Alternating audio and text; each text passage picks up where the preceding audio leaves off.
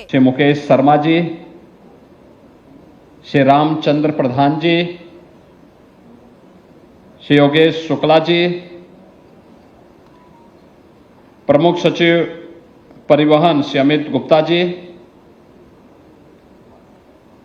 आज के इस समारोह में उपस्थित उत्तर प्रदेश परिवहन निगम से जुड़े हुए सभी अधिकारीगण, पीपीपी मोड पर जो बस स्टेशन बनाए जा रहे हैं उसके निर्माणकर्ता और उपस्थित अन्य बहनों और भाइयों, आज हम सब यहां पर एक अच्छे माहौल में इंदिरा गांधी प्रतिष्ठान के इस जुपिटर हॉल में बैठे हैं। आपने देखा होगा, यह अपने आप में एक मॉडल है। ये जुपिटर हॉल लखनऊ विकास प्राधिकरण ने फिर से रिनोवेट किया है। पैसा लगाया है तो पैसा कमाया भी है। 4 वर्ष में 32 करोड़ रुपए से अधिक की आय अकेले इस सभागार से लखनऊ विकास प्राधिकरण को हुई है। तो इसलिए इतना शानदार माहौल आज उन्होंने यहां पर इस कार्यक्रम के लिए भी उपलब्ध करवाया है। तो मैं सबसे पहले इंदिरा गांधी प्रतिष्ठान, जो प्रदेश की राजधानी का सर्वाधिक सार्वजनिक कार्यक्रमों का एक केंद्र बिंदु है, उसमें जुपिटर, मार्स और मरकरी के साथ ही अन्य सभागारों के पुनर्विकास के लिए, सुंदरीकरण की इस योजना के लिए हृदय से धन्यवाद देते हुए इस पूरे कार्यक्रम के लिए उनको बधाई देता हूं। और ये परिवहन विभाग पहला कार्यक्रम है जो इस आयोजन का हिस्सा बन रहा है। यानी जुपिटर हॉल के पुनरुद्धार और पुनर्विकास कार्यक्रम के बाद आज ये पहला अवसर है जब परिवहन विभाग का एक कार्यक्रम यहां पर हो रहा है। क्योंकि कार्यक्रम का शुभारंभ करने के लिए, कार्यक्रम तो 11 बजे से मुझे बताया गया था, तो मैं मानता था कि मंत्री जी आपके 12 बजे तक पहुंचेंगे तो मैं भी पहुंच जाऊंगा। लेकिन मैं मीटिंग में ही था, मुझे 10 ही बजे बताया गया कि मंत्री जी पहुंच गए हैं। वे रात्रि में भी 12 बजे तक यहां थे और हम लोग 11 बजे, अब मेरा एक भाषण भी प्रारंभ हो चुका है।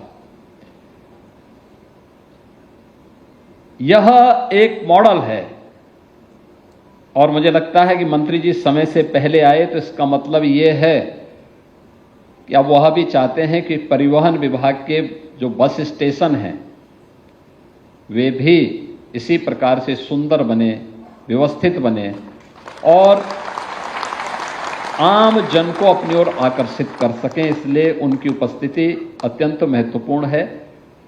मैं आज जिन परियोजनाओं का यहां पर शिलान्यास हो रहा है, शुभारंभ हो रहा है या लोकार्पण हो रहा है, इसके लिए परिवहन विभाग को अपनी शुभकामनाएं देता हूं, बधाई देता हूं और शुभकामनाएं भी देता हूं।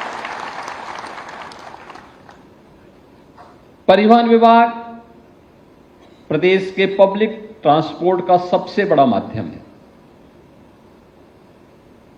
और स्वाभाविक रूप से देश का भी। 14,000 बसेज किसी एक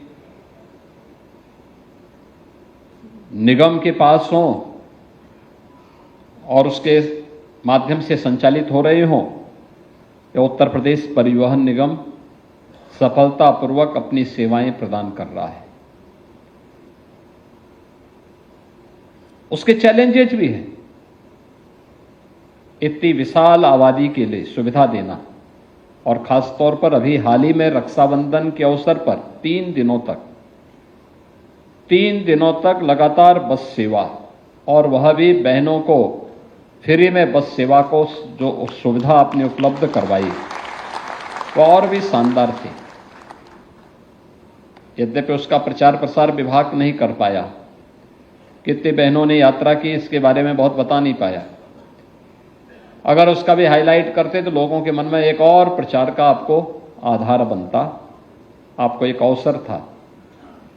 लेकिन आज इतनी अधिक सेवाएं और इतना विस्तार,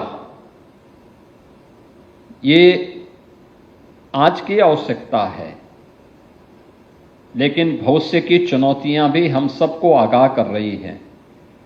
याद रखना, कोई भी व्यक्ति हो या समाज, गांव हो या शहर, जिला हो, राज्य हो या देश, अगर वह समय की गति से पिछड़ जाता है तो हमेशा के लिए पिछड़ जाता है।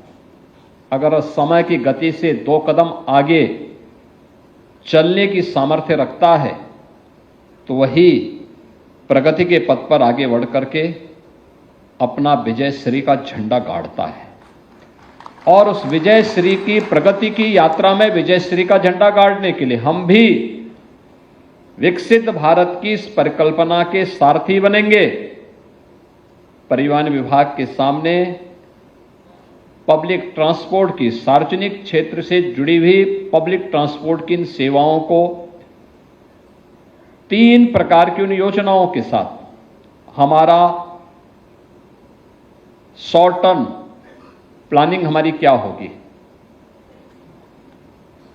लघु अवधि की प्लानिंग क्या होगी अगले 3 साल के अंदर,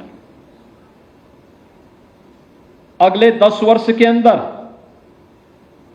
और अगले 22 वर्ष के अंदर हमें क्या कुछ अचीव करना है पब्लिक ट्रांसपोर्ट के क्षेत्र में। और जहां पर संभावनाएं हैं वहां पर आप आसानी से इसे अचीव भी कर सकते हैं।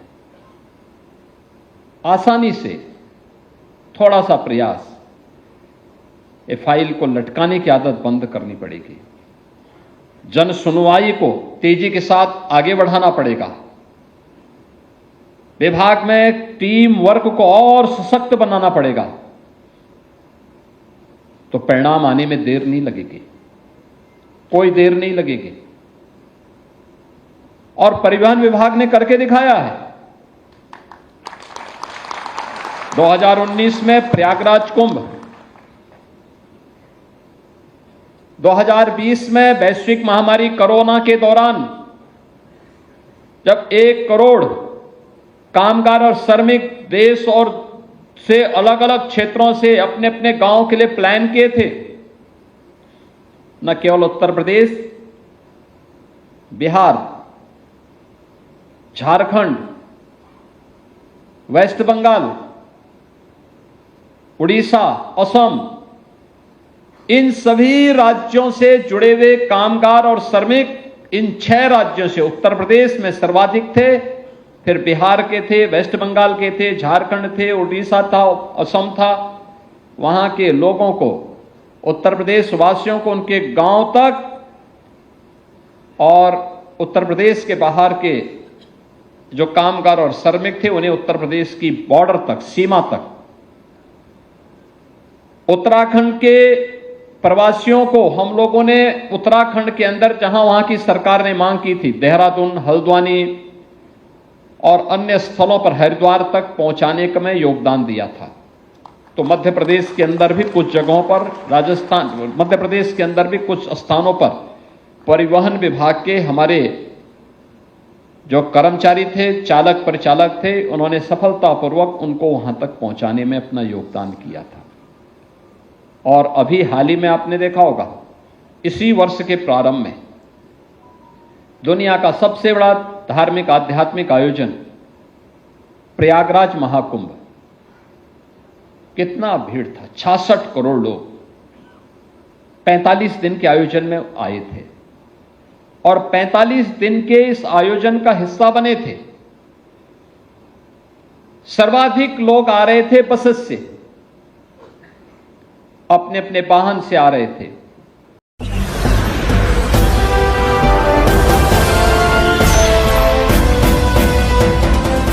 आप देख रहे हैं लाइव न्यूज 99, राष्ट्र सबसे पहले।